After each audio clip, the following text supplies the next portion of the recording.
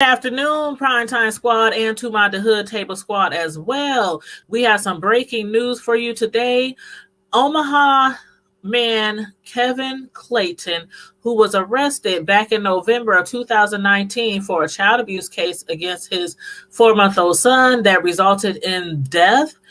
The case has been dismissed without prejudice as of a couple of hours ago. Now, if some of y'all remember, back on November 15 of last year, police said that Kevin Clayton was the sole caretaker for his son when the injuries occurred.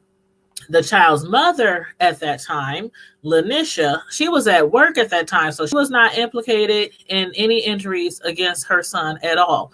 And Clayton, what he had told police was that he found his son unresponsive in between couch cushions at a hotel that they were living at. But the medical staff told police that the child injuries were inconsistent with Clayton's statement. Now, as far as the hotel where they were staying at, the reason why they were staying there was allegedly the mother of the child, Anisha, she had lost her home or her apartment, and that's where they were living at the time. So when the police originally came out, when the call was made about an unresponsive, child by Kevin, the police had initially arrested him because of the fact that he had violated parole. Now, the reason why he had violated parole was because he was out on parole after serving a 9.25 bid for sexual assault. The sexual assault case had actually took place about 2006, around that time, and it was the victim was a 14, 15-year-old girl. At that time, he was arrested for that, and he was tried, and actually allegedly he shouldn't have been the only person arrested for that crime. But the girl had came up pregnant, found out the baby was his. So that, amongst other things, other proof that they had, other evidence, led them to believe that he should have been charged for that crime. So he served his time. After he had got out of jail on August 4th of 2013, he had got parole, but part of that parole, part of the condition, since he was a registered sex offender, was he had to make sure that the sheriffs at all times knew where he was living. At the time when the call was made to the unresponsive child, they were living in a hotel. That location was not approved at all because, for one, they were at a hotel. And when you're on the sex registry list, you have to have an approved home or apartment where you are living at. The sheriffs, they have to know where you live. The sex registry, they got to know where you live and, put it on the internet, put it on the computer. So, of course, people in that area can know there's sex offenders there. So, most of us know how that goes. So at the time when the call was made, as far as the son being unresponsive, they arrested him and apprehended him, for one, because he had a warrant out for his arrest, because when they had tried to find out where he was living, or when it was time to report where he was living, he did not show up. So he had a warrant for his arrest.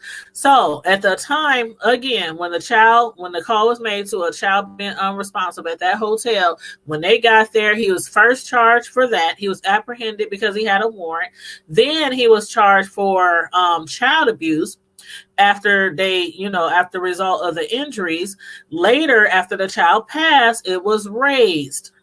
The charges was raised. So then it was child abuse resulting in death. So before all this occurred with his son, he had already had a warrant on him for violating his parole. Also, before this particular incident had happened on November 15th, weeks prior to that, the child had suffered some injuries from what was alleged to be shaken baby syndrome. Now, the shaken baby syndrome injuries, the mother, Letitia, she claimed that she thought those was, done by somebody else, by a different caretaker. She really, really was adamant about saying that she did not believe that Kevin was responsible for any injuries or the death of their son. So she was very adamant. And so believing that this entire time from November till now, when the charges were dismissed, that she was in fact by his side the entire time and had his back on that. Now, today at the courthouse, it was said that after the charges had been dismissed, that people were, shouting and, screaming and excited because he had got off, which I can imagine they were, because of the fact that some people didn't believe that he did it. And on top of that, there was 2 autopsies and they both came back inconclusive, insufficient, with enough evidence, enough proof to definitely say for sure that the 35-year-old Kevin Clayton was totally responsible for his child dying. So again, charges have been dismissed against Kevin Clayton for the abuse charges and the charges of death for his son. The 4-month-old little boy, his name was Legend Clayton. May he continue to rest in peace. At this time, his mother, this is a good thing that he was, charges were dismissed without prejudice, even though in the future, some charges could possibly be brought up if they were found, if more evidence was found. But with the child, already having 2 autopsies, and then now, the child, has already been cremated and everything. So I'm just thinking, what other proof in the future or what other evidence they could possibly come up with besides maybe somebody confessing to a crime as to, how the child suffered from those injuries. But at this time, the mother, she still wants to know what happened to her child. She still wants to know, because it's still unsettling at this point, because if they can't prove that Kevin did it, and they can't prove that she did it, because of course she wasn't there at the time. Lanisha Marlowe is her last name, by the way. Lanisha, she wasn't there at the time. She was, defending him since the beginning, since he was arrested.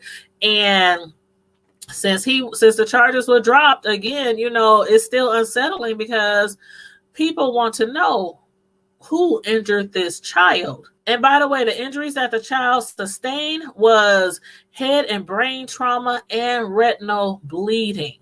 So since the charges were dropped, they still, again, were dealing with him violating his parole, but he was given like a 30-day sentence for that.